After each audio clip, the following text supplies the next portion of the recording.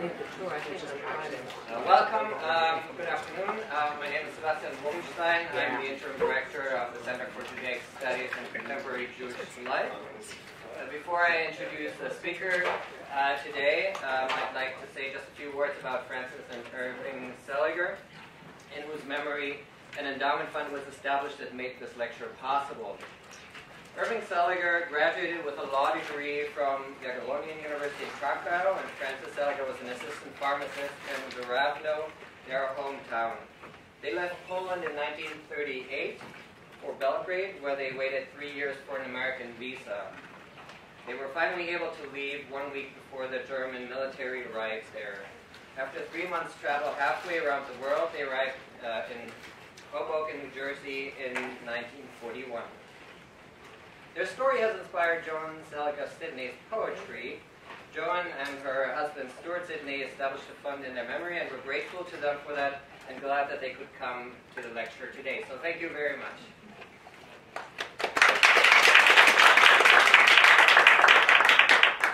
Our speaker today is Avinoam Patt, the Feltman Professor of Modern Jewish History at the Maurice Greenberg Center for Judaic Studies at the University of Hartford, where he's also the director of the Museum of Jewish Civilizations.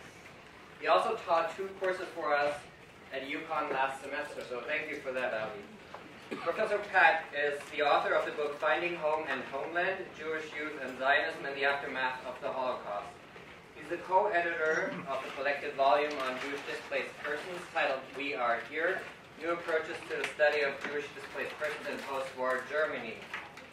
He is a contributor to several projects at the United States Holocaust Memorial Museum, and is a co-author of the source volume entitled Jewish Responses to Persecution 1938 and 1940. Professor Patt has also published numerous articles, book chapters, and encyclopedia articles on various topics related to Jewish life and culture before, during, and after the Holocaust. And he is the director of the In Our Words interview project with the children and grandchildren of Holocaust survivors. The title of his talk today is The Jewish Heroes of Warsaw, the History and Memory of the Warsaw Ghetto Uprising. Please join me in welcoming Professor Avi Patt.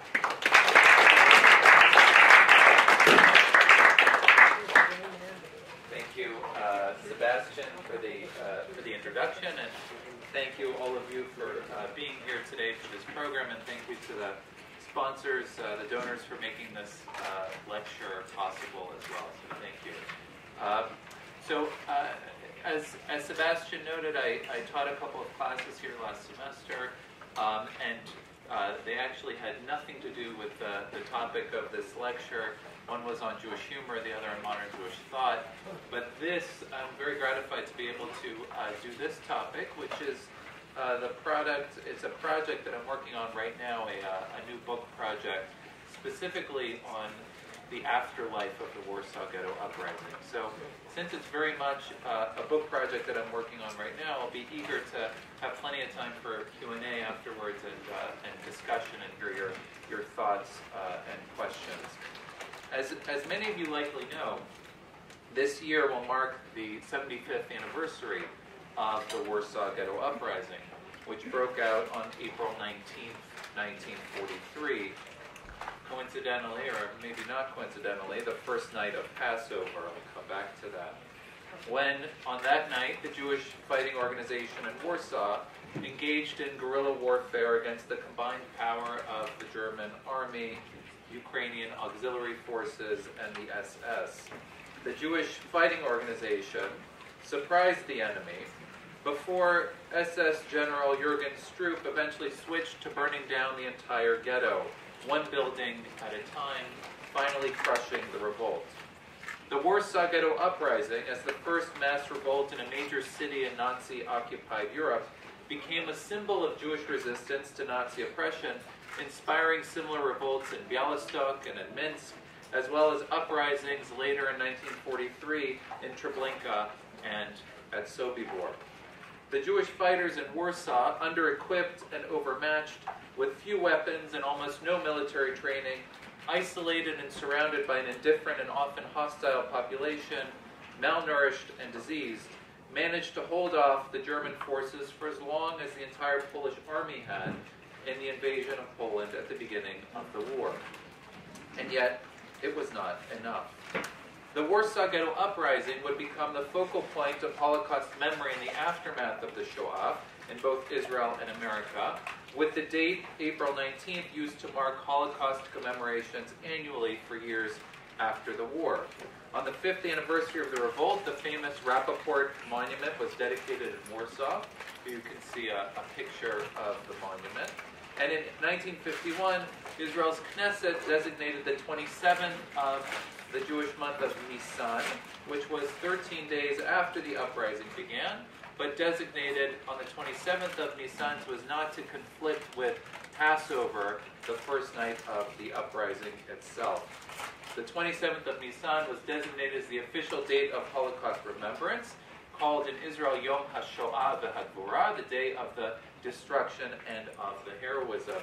And on April 19th, 1951, this statue of Mordechai Neilevich was unveiled at Kibbutz Yad Mordechai, the Negev kibbutz bearing his name in Israel. In 1953, the Knesset passed the Yad Vashem law on the 10th anniversary of the revolt.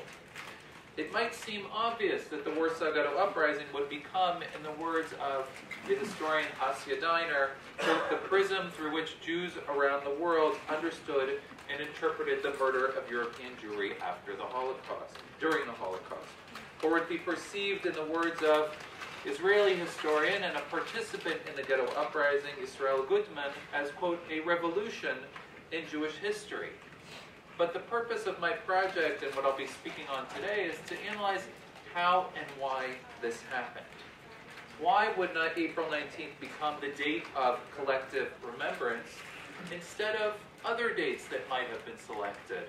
November 9th for Kristallnacht, September 1st for the outbreak of the First World War, September 29th and 30th, this was the date of the massacre at Babi Yar, July 22nd, this was the date of the beginning of the Great Deportations from the Warsaw Ghetto in 1942.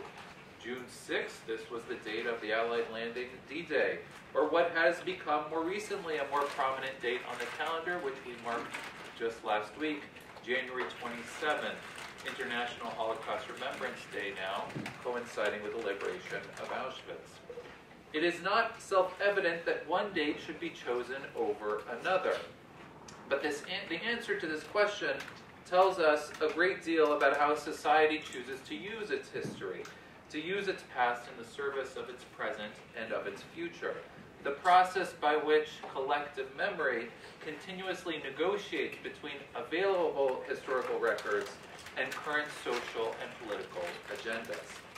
What my research on this topic has found is that the Warsaw Ghetto Uprising, because of the timing of its outbreak, the unprecedented coverage that it did receive during the war at the time, and the dedicated work of surviving ghetto fighters to tell their story, made it the focus of widespread attention in America and the issue immediately after it occurred. And that, in fact, as an event, it did little to revolutionize the ways in which Jews perceived their position in the world, but seemed instead to confirm existing worldviews and was interpreted accordingly. I will explain how this worked.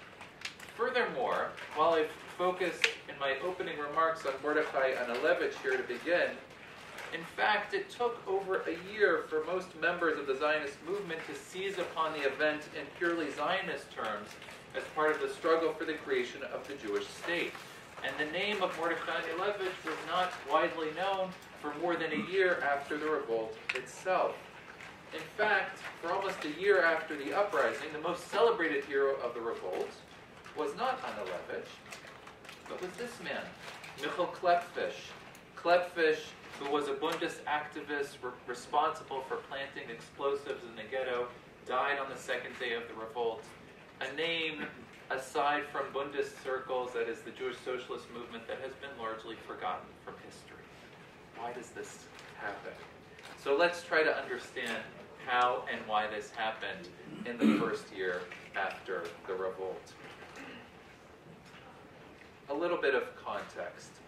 How did the context of April 1943 shape Jewish public reception of the news?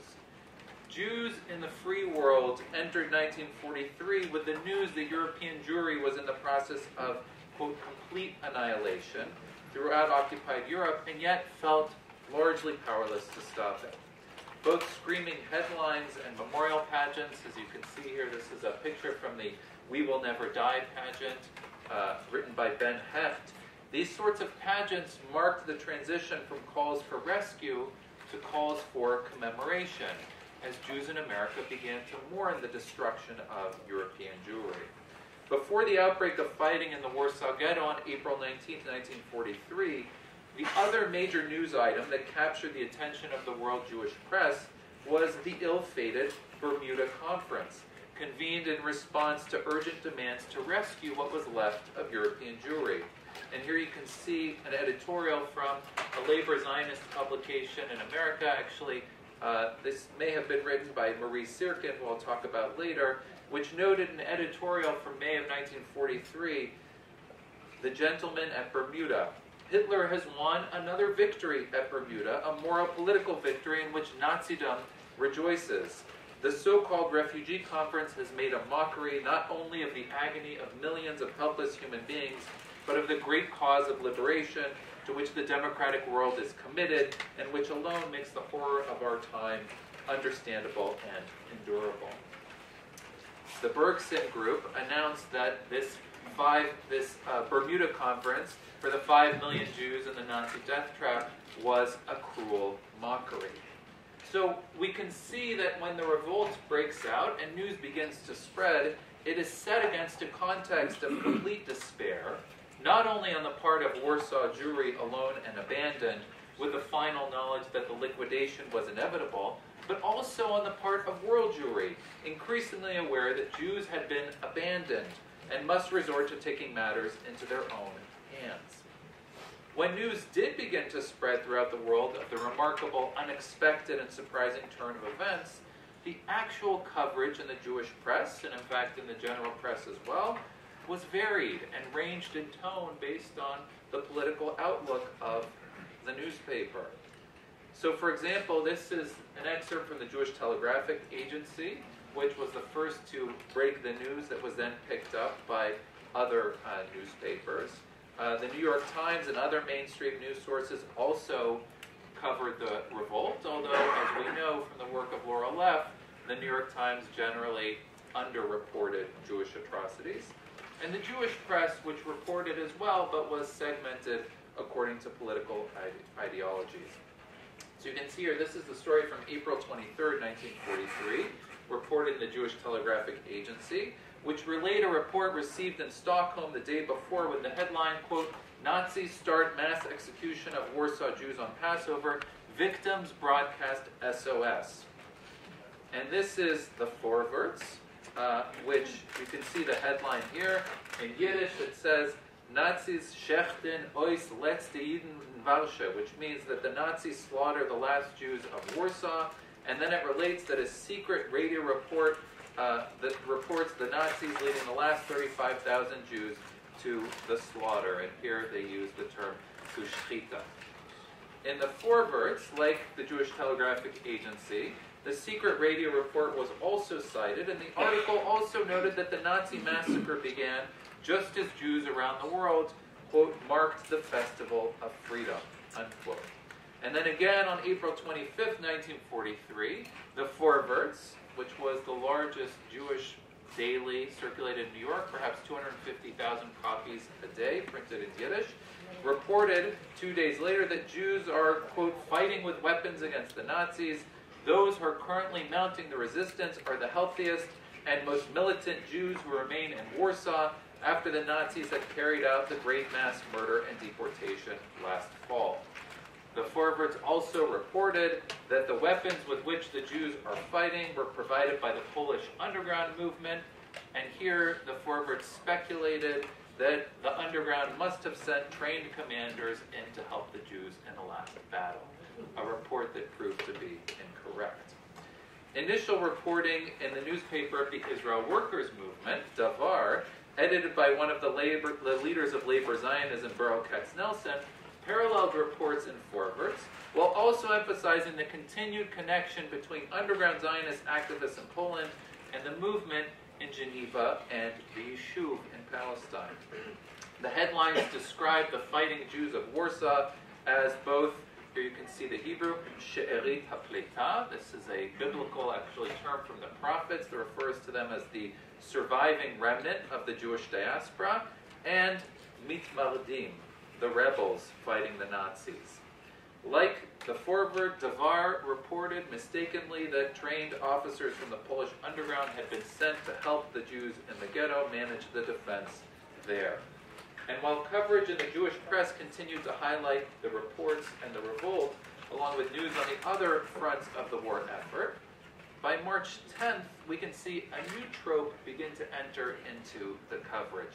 And here you can see this on the cover of the headline of the forwards on May 10th, a couple of weeks later, reporting on the Jiddische Helden von Warsaw, the Jewish Heroes of Warsaw.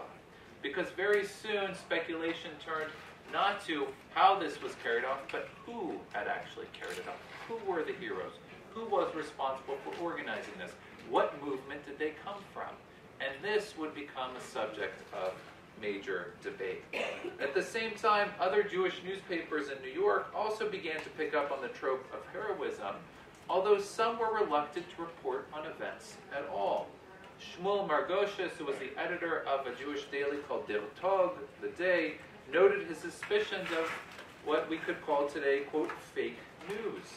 He assumed the story had been concocted by the Nazis to justify crushing the revolt. And as he wrote on May 12, 1943, how was it possible for unarmed people to stand up, even for ever so short a time, against the greatest military machine the world has ever seen? And yet, by May 12th, he realized that the story was true and also needed to be reported. Now, just as the event becomes to be widely known, another event begins to also dominate the headlines. And this was the suicide or the death of Shmuel Ziegelboim, the noted Bundist activist in London. Ziegelboim, who had been a prominent interwar Bundist and had left Warsaw and become the Bund's representative in the Polish National Council in London. He was, in fact, in Warsaw in the ghetto at the beginning of the war in 1939, managed to escape in 1940 and ended up in London, and was representative to the Polish government in exile. Upon hearing the news of the destruction of the Warsaw Ghetto in the aftermath of the Uprising in the spring of 1943, Ziegelboim committed suicide in protest over the world's lack of action to prevent the mass murder of the Jews. By May 14th, forwards indicated that Ziegelboim's death was a suicide. This is actually a report you can see here from the New York Times of May 14th, and that he had committed suicide after he learned of the death of his wife and daughter in the Warsaw Ghetto. And the Times included its obituary to Ziegelboim on May 15th, 1943. Now, in contrast to the glowing tributes to Ziegelboim in the Yiddish and Jewish socialist press, coverage in the labor Zionist press of Ziegelboim's suicide was muted and even critical. A May 21st eulogy for Ziegelboim, written in Devar by Herschel Berger, wrote disparagingly of Ziegelboim as, quote, a second-rate politician, a Bund apparatchik, and a rigid fanatic, and was highly critical of his choice to commit suicide, or as they labeled it, Kiddush Hashem, to die as a martyr to sanctify God's name, much like the head of the Judenrat, Adam Chernyakov, who had decided to commit suicide at the beginning of the deportations in Warsaw, rather than notify the Jews of their impending deportation. The forwards, and here I'll just show you one other interesting component before I move on to this. We can also see in the Israeli press another tone that begins to be reported. This is May 16th of 43. Yediot Achronot, Hebrew Daily, calls Warsaw the Masada of Warsaw. The Nazis set fire to the remnants of the Warsaw Ghetto. And at the same time, we see this comparison in other places. Yitzchak Greenberg, the Jews of Warsaw made their last stand today, abandoned and alone. They have sanctified the name of their tortured and downtrodden people with their blood, and renewed the tradition of the zealots of Jerusalem and Masada, the heroes of Bar Kokhba and Jewish struggles. And we see this trope beginning to emerge too, comparing the fortress of the Warsaw Ghetto to the fortress at Masada, although Ben-Gurion, for one, found this to be a troubling comparison because, as we know, the model of Masada was not one of active resistance, but was one of mass suicide. So, but we will see this repeatedly, this sort of comparison of Warsaw to Masada. At the same time, as we see these comparisons, historical comparisons to noted events in Jewish history, we also see increasing attention to the question of who it was that had been responsible for this. And so, May 29, 1943, the foreword adds further details on 200 Jews who led the struggle in the Warsaw Ghetto, and this included thousands of young people, older men, women, and children, and they described them as radicals, Orthodox, other groups in battle against the Nazis. So how did this news begin to get out? Well, within the Warsaw Ghetto, there was information that managed to be smuggled out of the ghetto through couriers, and even in the first days of the uprising itself, there were phone calls that were placed from inside the ghetto to the outside of the ghetto. Representatives of the Jewish underground, including Adolf Berman, who was the head of the Jewish National Committee, and the second in command, as we'll learn later on, to the uprising, Yitzchak Antek Zuckerman, who found himself on the outside of the ghetto when the uprising began, and dedicated himself to the task of writing these daily communiques that would be circulated both to the Polish underground, because their hope was that the Poles would come to their aid and begin their revolt at the same time.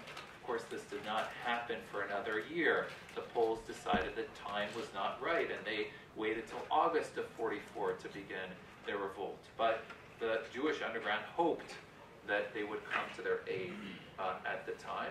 But at the same time, this is the source, these reports that are written both by Zuckerman and Berman from the Jewish National Committee, that's the Zionist groups, and the Coordinating Committee and the Bundist underground groups, the workers underground, that are writing their reports and sending them out too. And these reports become the first reports that are received in the outside world over the course of 1943. So you can see here, for example, this is a telegram from Ignacy Schwarzbard, who was a representative, an activist in the Zionist movement, who was in London during the war, who begins to send telegrams that are reports of what is happening. So this is a telegram he sends it in May of 1943. At the same time, as these cables begin to come out, they add further details to the revolt, clarifying that stiff resistance was put up by several thousand Jews who barricaded themselves in underground storehouses of the ghetto, noting that after 9 days of bombardment and siege, with 1,000 Nazis killed, we'll see this number repeated through the underground reports, they add that, quote, the heroic resistance of the Warsaw Ghetto continues with a few strongholds holding out. And they also begin to fill in these crucial details on the heroic fighting, identifying in one of the earliest reports the existence of, quote, a Jewish fighting organization which shows great ingenuity and courage, and offering a name, Klepfish, an engineer, one of the pillars of the determined resistance. He died like a hero. And it's true, Klepfish, who had been responsible for using his expertise in manufacturing explosives, had basically planted improvised explosive devices, what we would call them today, that exploded under the feet of the Germans as they marched into the ghetto on the first day of what would be known as the revolt. Klepfish, the reports say, died on the second day of the revolt, shot by German machine guns as he attacked a German position. At the same time, as news of the deaths and names of heroes began to emerge, memorial services began to be organized. So in the Yishuv, for example, you can see here, this is a notification from late May of 1943, and it identifies two heroines of the Warsaw Ghetto, Zivia Lubetkin and Tosia Altman. Zivia, who you can see here on the right, was both of them labor Zionist activists. Zivia, a member of Dror, and Tosia Altman, a member of Hashomer HaTzair. Now, the irony of this is that when these memorial services were organized in late May of 1943, both Tzivia and Tosia were still alive. They had managed to escape from the ghetto, actually sneaking out through sewers under the ghetto. Tzivia leading a group of about 60 fighters through the sewers who managed to escape from the ghetto on May 9th, 1943.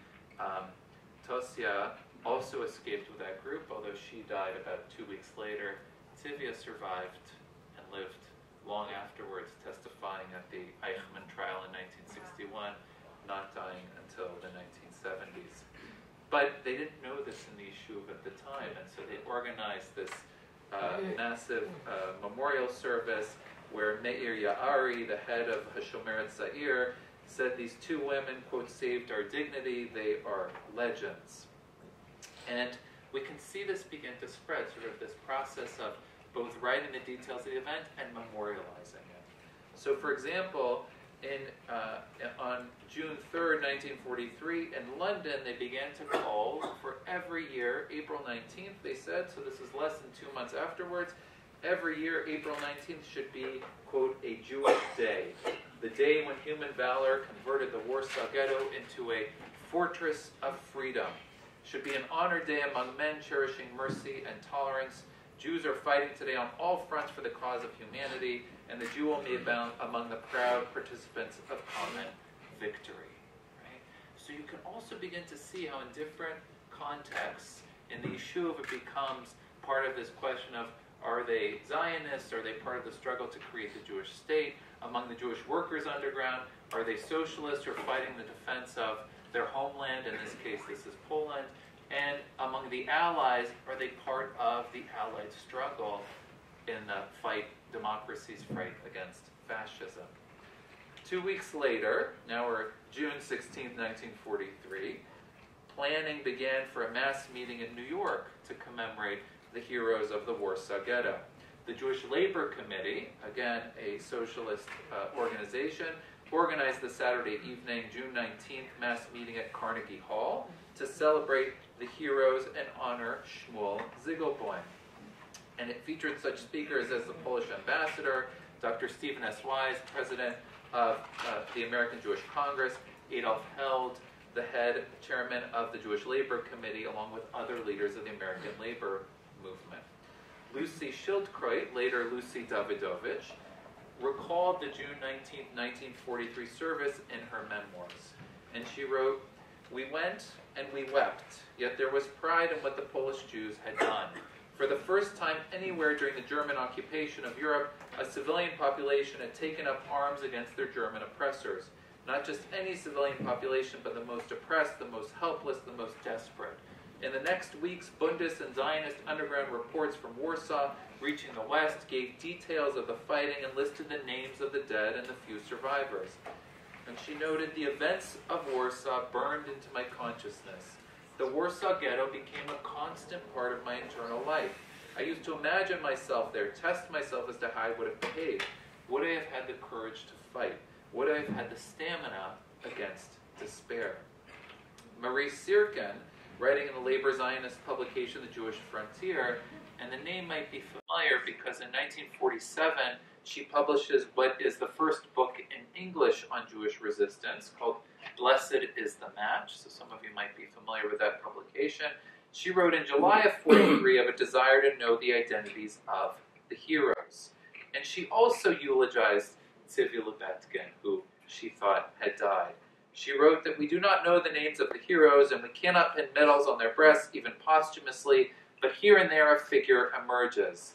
She mentioned Chernyakov and she mentioned Ziegelboim, and she adds to these names we can now add that of Tzivia Lubetkin, the mother, Tzivia de Mame, was not old, nor did she have children of her own. She lost her life at the age of 28 as the leader of the ghetto's final battle. Young as she was, quote, the mother, by virtue of strength and solicitude of the crushed, the abandoned, the helpless. So, as I mentioned, what Sirkin did not know at the time was that Lubetkin had in fact survived, and a group of approximately 40 surviving ghetto fighters who managed to emerge 20 of those 60 never made it out of the sewers, managed to sneak out of the ghetto through the sewers on May 10th, 1943. They emerged from the sewers, and they're calling on the phone. And you could see her actually, so I'll just show you this picture. This is a picture taken in Warsaw in 43, and on the right, so your left, I guess my right, is Simcha Rotem. Simcha Rotem, who is could be the oldest living Warsaw Ghetto fighter today. He was 17 at the time and was a member of the underground. And he had managed to escape from the ghetto after 1 week when it became clear that sort of the fighting was winding down and that the end was near, and they had not planned an exit strategy. This was intentional. So, but they sent out Kajik, that was his code name, to try to see if there was a way to get Jews out of the ghetto. And he managed to sneak out through a tunnel, which was actually a tunnel that was on the, so it was the northeast corner of the ghetto. If you're looking at a map of Warsaw today, it was Mornowska Square, where actually Beitar had their major operations in the first 2 days. He snuck out through a tunnel there, found Zuckerman, you can see in the back of this picture, Antek, said, "Do you have a way to get Jews out of the ghetto?" Zuckerman really had no plan. Kajik managed to find these sewage workers, Polish sewage workers, and at gunpoint forced them to go back through the sewers and find a path under the ghetto, where he then emerges May 8th. He finds the surviving remnants of the Jewish fighting organization that included Tzivia Lebedkin and Marek Edelman, who was one of the leaders of the Bundes movement in the ghetto, and they managed to sneak out through the sewers. And actually, if you've been to Warsaw, so you can see here, this is the monument at 51 Prosta Street in Warsaw. That is the monument to sort of the place where they escaped from the sewers. So you can see that site today, and it's quite moving and has all the names of those who emerged from the sewers at that place. And Antek actually organized for trucks to be there to pick them up and take them out to the forest on May 10th, 1943. Among those who managed to get out, those who had escaped after the Mila 18, that was where the command center of the uprising was, where Anilevich actually was located. That bunker had been gassed by the Germans on May 8th, but among those who managed to escape, those 2 days later, Tzivia Lebedkin, Tosia Altman, Mark Edelman, Berlinsky, Israel Kanal, Tuvia Buzhikovsky, some of those who managed to emerge. And what's interesting is that after they get out, and after they manage to both first escape to the woods outside of Warsaw, and then come back to Warsaw where they decide they'll be safer hiding and living in hiding, they set about the task of writing down their testimonies. And so this is something that Zuckerman was very focused on, and we see some of these testimonies. So Kajik, he writes this in the spring of 1944, and details some of the elements of what he remembers from his experiences, because they didn't know if they were going to survive, and so they're very determined to make sure that their story begins to get out. That being said, none of this information manages to emerge or is received in the outside world before February of 1944, which means that for most of the first year after the revolt takes place, those who have been so focused on trying to imagine what happened basically have to imagine what must have happened in the ghetto. And so what we see happening in various places is this process of what I'd call mythologizing the heroes of the Warsaw Ghetto, and in many cases also fictionalizing the details of what happened in the ghetto, trying to fill in the blanks of what happened there. So one of the most fascinating examples of this is about 6 months after, and I'm just going to skip ahead. These are some of these names that I mentioned, Buzhikovsky, and here's Stefan Grajek with Tuvia Buzhikovsky, and here's Mark Edelman, who managed to escape with the group on May 10th, 1943, and there's a picture of Klepfish, who I mentioned before. I'm going to skip ahead, though, these reports, and just, so apparently we don't have an internet signal in here, but I want to play this for you. So I'm going to try to play a little bit on my phone, and maybe we'll be able to hear it. So I mentioned this attempt to imagine what happened in the ghetto. And in October of 1943, this is a few days before Yom Kippur, on NBC Radio, as part of the Eternal Light broadcast, there is a radio play that is written by Morton Wishegrad, who you can see here. This is Morton Wishegrad, sitting with the director of the American Jewish Committee radio department, and he writes this radio play as part of a series, this Eternal Light series that would be broadcast regularly, called The Battle of the Warsaw Ghetto. And in this play, he tells the story of a fictional fighter in the Warsaw Ghetto by the name of Isaac Davidson, who lost his family in the deportations. Isaac, who had come from Lublin, had been herded to the Warsaw Ghetto, had a wife, had a child, both of whom had been killed, explained that after the Great Deportation, he writes, "We no longer asked for rescue and for mercy, we asked for weapons." And I'll see if this will play. It's actually working again. It's working again. Okay, hold on. I'll give it a shot.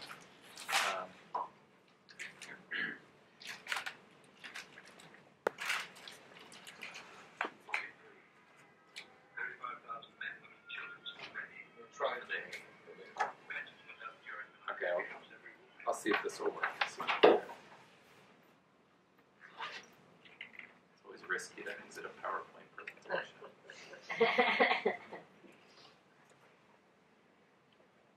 All right, you know what? I'll when we get to the Q&A, I'll play it for you. You just have to imagine sort of this dramatized version. For those of you who can hear, I'll play it on my phone so you can hear a little bit of it here.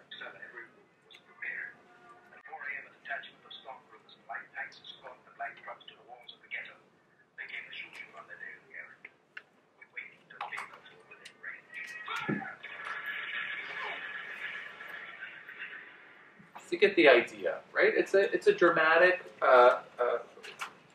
dramatic telling of the story of the Warsaw Ghetto, completely imagined, completely fictionalized, that tells the story of the 35,000 Jewish men, women, and children who stood ready, as they write, to greet a detachment of stormtroopers in light tanks. After wiping out the entire detachment, Isaac Davidson tells the audience, the Jewish fighters battled the SS troops, and he writes, as, quote, flags of the United Nations floated over the roofs of the ghetto, and Jewish engineers exploded 8,000 factories producing material for Germany. The entire ghetto was in flames, but the Jews continued to fight. After 37 days, a few Jews with guns fighting a Nazi army for 37 days. And this radio play, which Jeffrey Chandler has written about this too, was the first mainstream dramatic representation of the Uprising, and the response was, I don't know why that's happening, but the response was so overwhelming that it was rebroadcast again in December of 1943, right before Hanukkah, with an introduction that compared the Warsaw Ghetto fighters to the Maccabees, of course.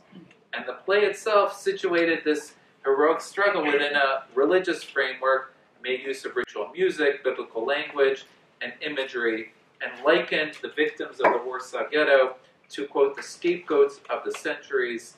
In advance of Yom Kippur, when it was initially broadcast, it made it clear who the new scapegoat offering this year would be. So all of this is happening in the first 6 or 7 months after the Uprising. And while artists, writers, and composers sought to channel the symbolic power of the Ghetto Revolt to dramatize its significance for audiences, political leaders in the Yishuv in London and in New York quickly began to debate its political meaning, searching for the heroes who had organized the revolt, for an audience eager to learn the identities of the Jewish heroes of Warsaw.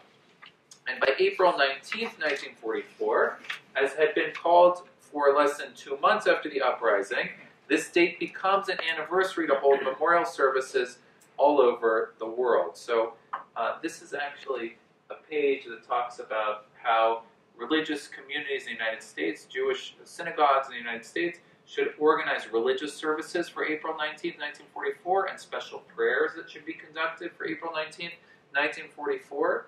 And here you can see this is the gathering on the steps of New York City Hall. 30,000, an audience of 30,000 gathered at City Hall to listen to speeches by Mayor LaGuardia and prominent Jewish leaders there as well.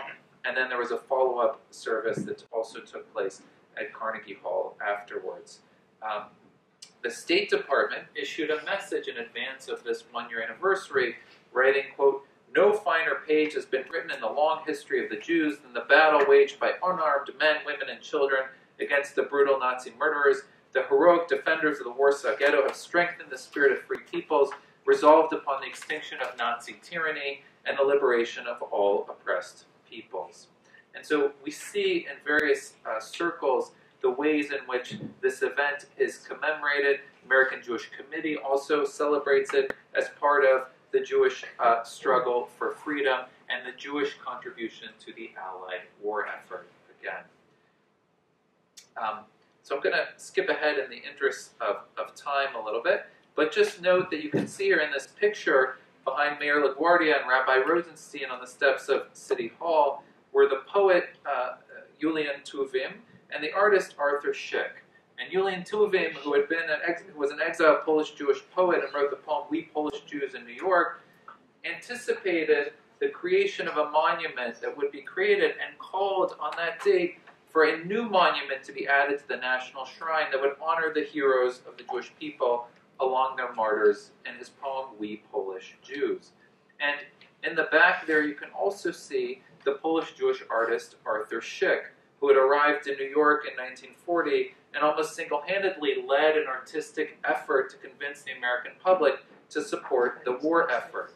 And so in honor of the first anniversary of the revolt, he creates this image, which is called the Repulsed Attack, to commemorate the first anniversary. I'll show you a close-up of this. This was on the cover of various publications in honor of the first anniversary of the revolt. And in it, it calls to remember the heroic struggle of our brothers in Warsaw, a city that no longer has any Jews. And I showed this at the beginning on my cover, but if you look at it, well, we could discuss it for a second. Anything that stands out to you about this illustration? What does Szyk choose to focus on in his illustration? You can't, it's a little hard to see, but you can see down here, there's a German soldier. It's cut off somewhat at the bottom. Who does he illustrate? Who are the fighters of the Warsaw Ghetto? Yeah, exactly. It's all men. This is a boy with payas. He's got the earlocks, and it's a little boy. And this is really interesting because, as I just detailed for you, of all that had been marked, they focused on the identities of women that they knew by this time, specifically Tosi Altman, Sivi Lebedkin, and others. And Szyk focuses on men, and he uses this sort of cross-section of Jewish society. So these might be religious figures here. These are the youth who are the leaders of the revolt. This gentleman is sort of a middle-class representative, more bourgeois, I guess. And we have the fighters with these Jewish armbands, which are turned into sources of pride as opposed to badges of shame. Now, bear in mind, the identity of Anilevich is still not known. So while we might look at this and say, oh, maybe that's Mordechai Anilevich, we're just projecting sort of a retrospective knowledge that wouldn't have been known at the time. Now, while most would not have known the details of what had happened, as I mentioned before, Ante Zuckerman works in a very dedicated manner to make sure that the story of the Warsaw Ghetto Uprising gets out. And while in the first year after the revolt, the Bundist press focuses on the identities of the Jewish socialists, specifically Michael Klepfish, Zuckerman and his friends in the Warsaw Ghetto are very concerned that those Zionist activists who had played such a crucial role in leading the revolt are getting left out of the narrative. And so in May of 1944, they write up 120 pages of reports that are typed up by Adolf Berman and other members of the Jewish National Committee in Warsaw and smuggle it out. You can see a picture of this microfilm that is smuggled out. And when they smuggle out this microfilm that identifies both the history of the Jewish fighting organization, the testimonies of those ghetto fighters who had survived escaping from the sewers. They also definitively established the identity of the leader of the Warsaw Ghetto Uprising, Mordechai Anilevich, who was an unknown member of Hashomer Tzair, who during the war had managed to rise to this position. Later, after the war, there'll be a great deal of debate. Sort of why Anilevich? He didn't have any military history. How did he become? And Mark Edelman and Zuckerman would later say, you know what, he said he wanted to be the leader, so we let him become the leader. But this is a point that is debated later on, and there's a tendency to emphasize the military aspects, but let's remember these are young people with basically no military training creating something that is resembling a fighting organization. I'll skip ahead just to point out one thing by way of conclusion, which is that in the first year after the revolt, even though April 19th becomes the date that becomes celebrated as the date to mark the uprising, and the event itself is transformed into a focal point in the commemoration of the destruction of European Jewry, it becomes this prism through which Jews all over the world will remember the identities of the heroes and the martyrs of Warsaw and of European Jewry as a whole. But while Jews in the free world desperately sought to imagine what it must have been like, they did not have a complete picture to imagine and to understand the details of the event. Nonetheless, the heroes of the revolt were mythologized, and at the same time, the Bund and the Zionist movement continued to grapple over credit for the revolt. Was it Michal Klepfish? Was it Mordechai Anilevich? Who was the leader of the revolt itself?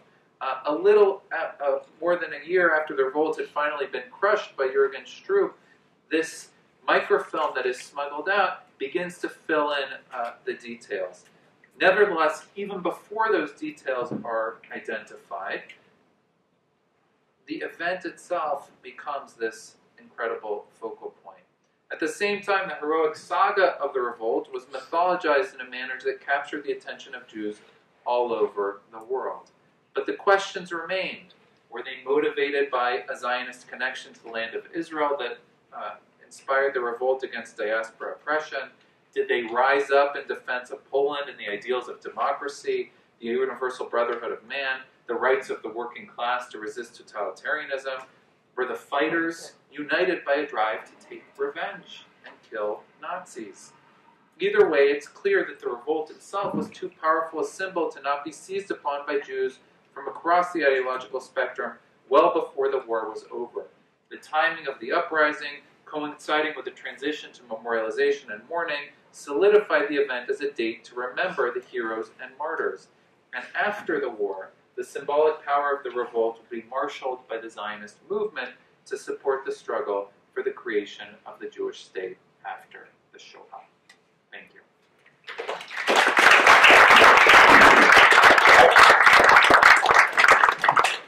Thank you very much for the talk, and we have about 20 minutes or so for questions.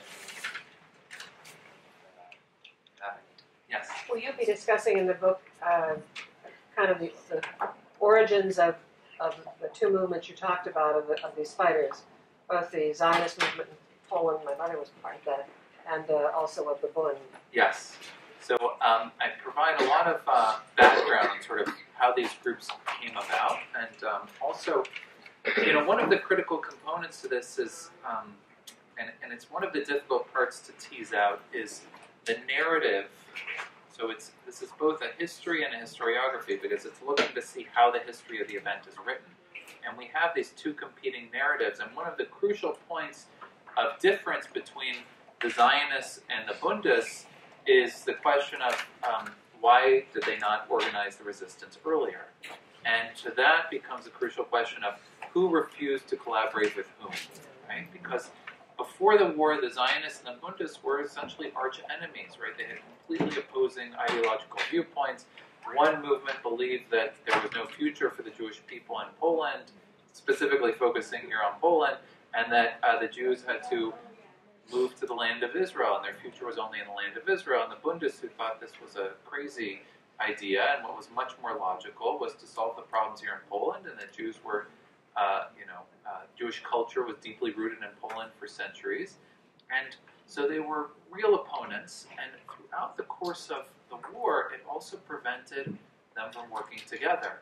So one of the crucial points, and I didn't go into it here, but you see it in the reports, they sort of analyze the different reports and the dating, right? So they start talking about having meetings. Who came up with the idea first to let's meet and organize a resistance organization? And Zuckerman says, I already called this first meeting in the spring of 1942, long before the deportations began, because I was already hearing about things that were happening in Lithuania, and the Bundes wouldn't give me the time of day. They said it's not time for revolt, and the Zionists knew, this is now getting into sort of the nitty-gritty, the Zionists knew that the Bundes had much better connections with the Polish underground. So they needed them in order to get guns and to get weapons. They needed to use their connections, and they couldn't convince, this is at least the Zionist interpretation, they couldn't convince the Bund to participate, to collaborate, until after most of Warsaw Jewry had been destroyed in the summer of 1942.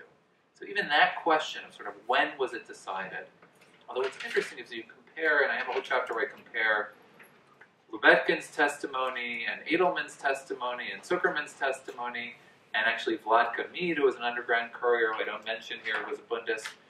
They all have a number of key points that they agree on, and they repeat this trope of sort of why did resistance come so late, and they all say the ghetto refused to believe.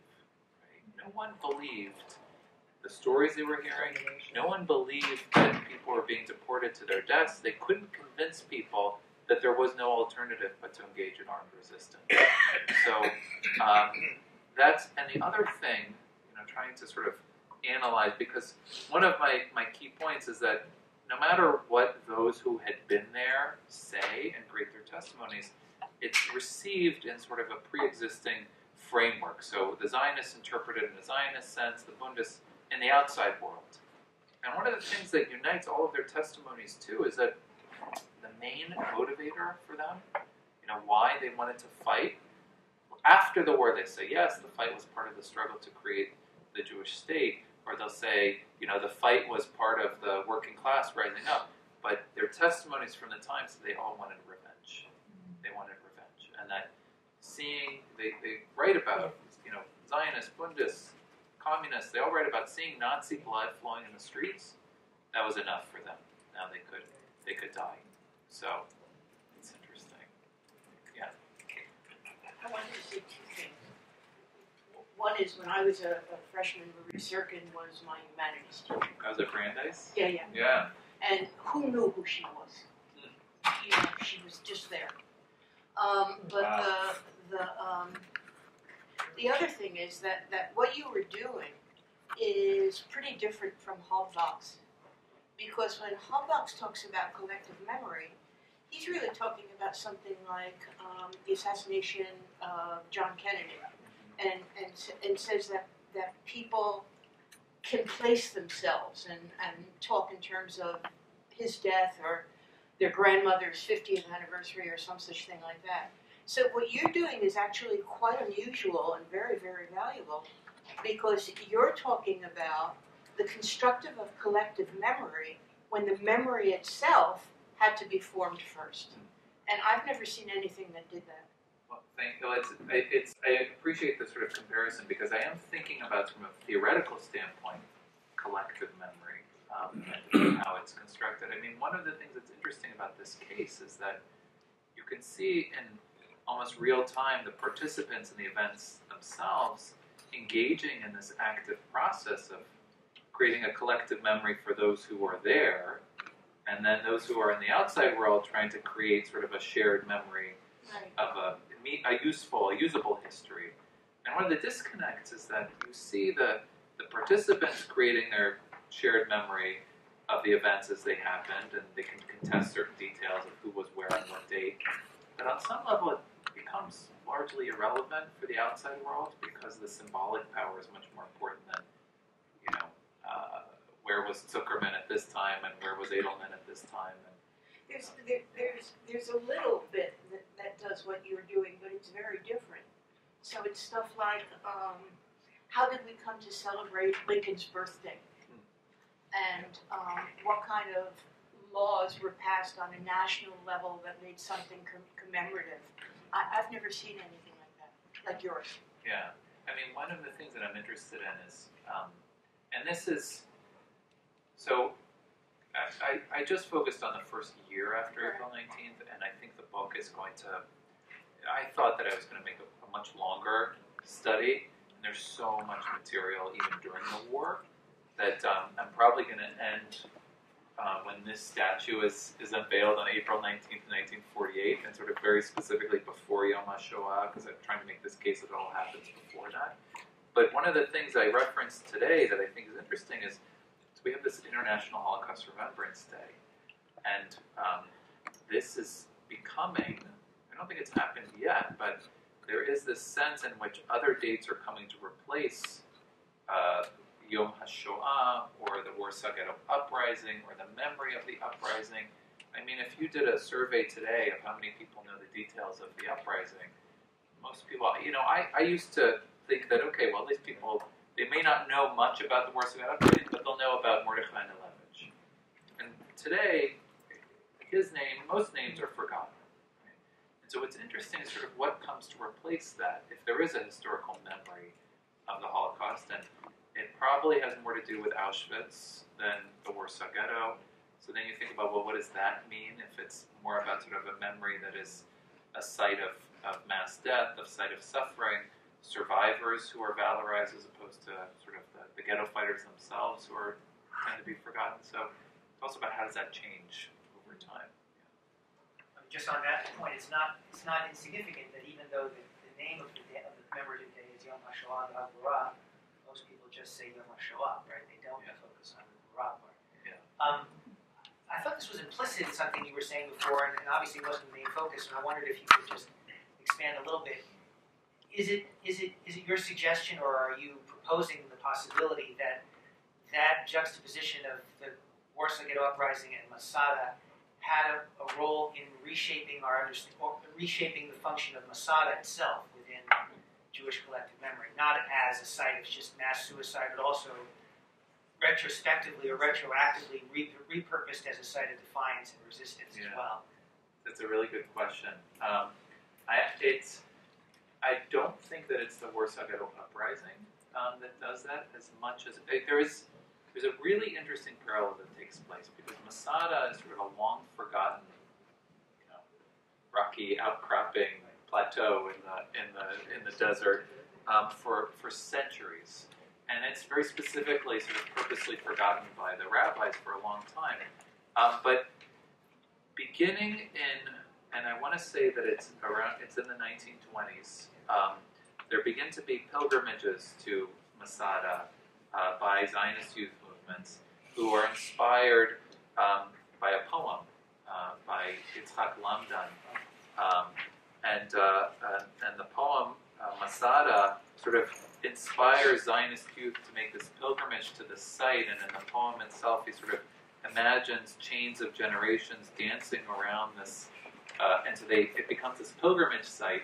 Although it is really interesting because then after the state is created, it becomes this important place where people, and I think that there is a linkage that happens, although the process begins before, but I think the timing helps to sort of the Warsaw Ghetto Uprising to become an important parcel of it.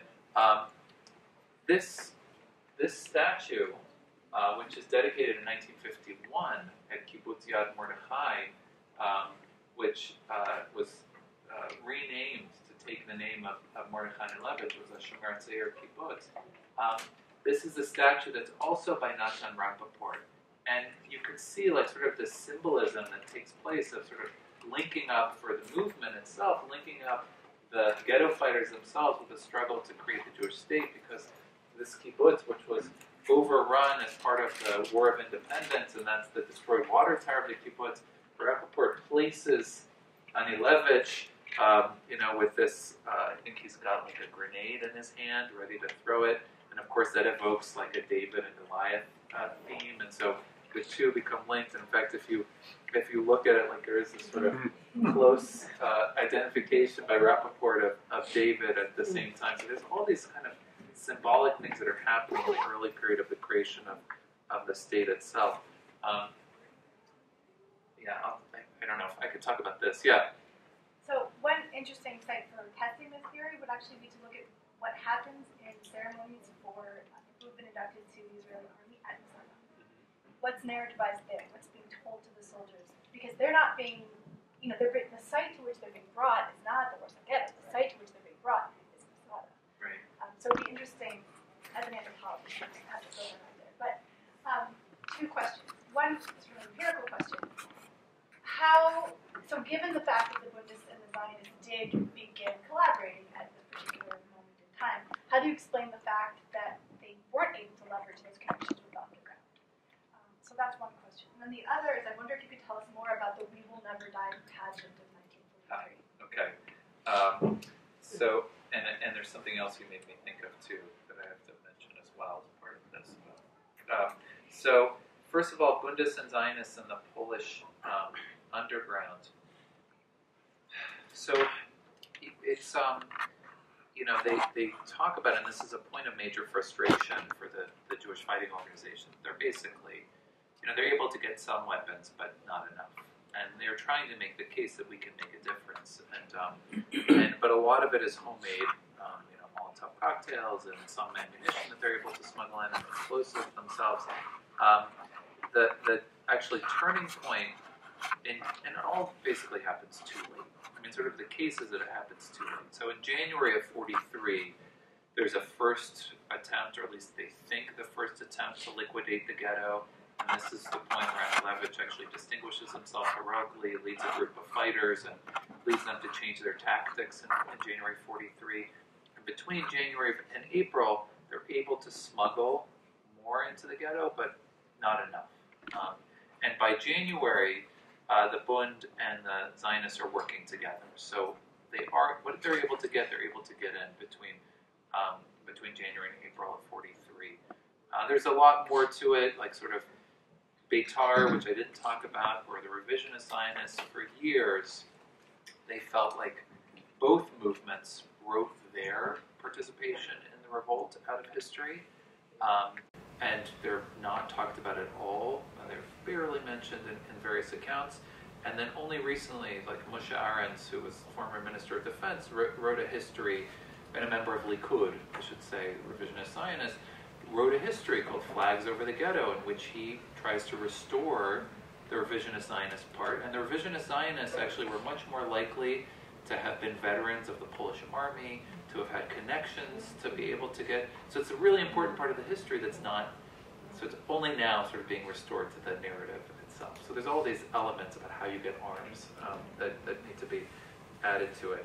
I should say, right, especially in the current context, like this is, we're living right in a time where history is being rewritten, especially in Poland, or where there's sort of a danger of history being rewritten. And so these are really touchy subjects, right? Like, could the Polish underground have done more? Was there anti-Semitism? Yes, that was preventing, giving the Jews weapons. Why didn't they join the revolt, right? So all of these things, actually, it's really important that because it's probably going to get much harder to write this history now, especially for Polish historians who will be perceived as writing things that are critical of the regime. So, We Will Never Die pageant. So, Ben Hecht, who was sort of a well-known Hollywood playwright, I'm sure Greg teaches about his work, in the class. So this pageant is put on in March of 43, and they do it in Madison Square Garden, and there's 25, 30,000 people, however many can fit in there, and it's this huge memorial pageant, and they're already using like this figure of 6 Jews to come out to represent the 6 million, which I haven't parceled out like why that happens, but it's kind of interesting that they do that, and they have like, 1,000 cantors or something who come out and sing, and this sort of mournful, it's a huge, and it's part of like this effort to rally and try to get support, and this is before the War Refugee Board is created, so there's like a political component to it as well. Yeah. And it's Beitar, the Bergson group. The Bergson group, 100%. Bergson, who I mentioned before. Only David Wyman, the American historian, really brought that out. That's right. So the efforts of Peter Bergson, or Hillel Cook, operating under a code name. I mean, there's all these components here. And then it's put on in July of 43, and at the Hollywood Bowl in Los Angeles, and when it's put on in July of 43, they add a whole thing about the Warsaw Ghetto and a new song that's added in. So all these things are sort of in flux over the course of 43, and it's revisionist Zionists trying to do it. I'll add one other point which you reminded me of about Masada. So this poem, very powerful poem, the fighters in the ghetto will point to that poem, not the model of Masada itself, but the poem as sort of inspiring them, because Yitzhak Lamdan has a line in the poem where he says, Shenit Masada lo tipol, which Israelis will be very familiar with, this idea of Masada shall not fall again. And the fighters in the ghetto sort of use that as an idea, although they also are very much inspired by a very popular novel of Franz Werfel about the Armenian genocide called The 40 Days of Musadag, and that also has a scene where these people are on top of a mountain fighting off the Turks. So there are all these inspiring things that sort of lead them to do what they do. So, yeah. And maybe one more question. Okay. Yeah. Could you provide us a little bit of context of the involvement of the Polish people, first in terms of the Shoah, specifically liquidation of the ghetto, and also comment on the current legislation in Poland? Okay. So, in terms of, I referenced before like the timing of the revolt, and it's the feeling among the Poles or Polish underground, which the Zionists are trying to connect with. In general, the Polish underground and the government in exile, which is in London, basically felt that it was too early to have a revolt. So the timing of the SS to basically liquidate the Warsaw Ghetto in April of 43 was about a year and a half before the Polish underground decided that it was time for them to have their revolt, which also was brutally crushed by the Germans as the Soviets sort of watched from the other side of the river. So at the same time that the Polish underground does play an important role, like the news of how this gets out is thanks to the help of the Polish underground. There are armaments that are shipped thanks to the help of the Polish underground. So it's a very complicated sort of history. The surviving ghetto fighters do actually fight in the August 44 revolt, so that's a really interesting thing that happens as well. I mean, there's all sorts of elements to it. What's the legislation you ask about now is obviously sort of a horrible thing for, there are, so the backstory of all of this, it's not just, you'll hear this sort of quote, rejecting the use of the term Polish death camp, and say, okay, this was because of the mistaken use of the term Polish death camps, but it actually, goes back, if you remember the work of Jan Gross, for example, who writes about Jedwabne and the massacre of the Jews of Jedwabne, which was perpetrated not by the Germans, but by their Polish neighbors. And he writes this book called Neighbors. And this is still being fought over, this idea that Poles were responsible for killing Jews during the war, that it wasn't just the Germans.